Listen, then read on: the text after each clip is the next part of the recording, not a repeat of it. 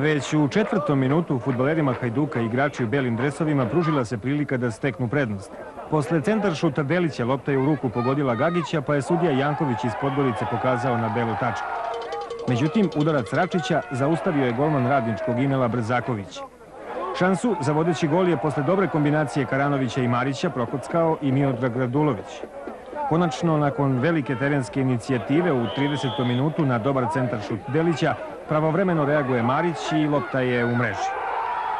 U drugom poluvremenu sasvim druga slika na terenu. Sada su Novobeograđani ti koji diktiraju tempo i stvaraju šanse. Pođimo redom. Posle dobrog centar šuta Mirotića izvanrednu priliku Tešanovića zaustavlja golman Radulović. Prodor Aleksića u 55. minutu zaustavili su Grujić i Mijović, po mišljenju sudije Jankovića sasvim ispravno. Ni posle crvenog kartona koji je zbog prigovora zaradio Mirotić, gosti ne posustaju. Košutić je u 70. minutu izvanredno uposlio Ilića, ali je ovaj traljavo šutirao. Samo minut kasnije Košutić propušta priliku da iz solo prodora poravna rezultat.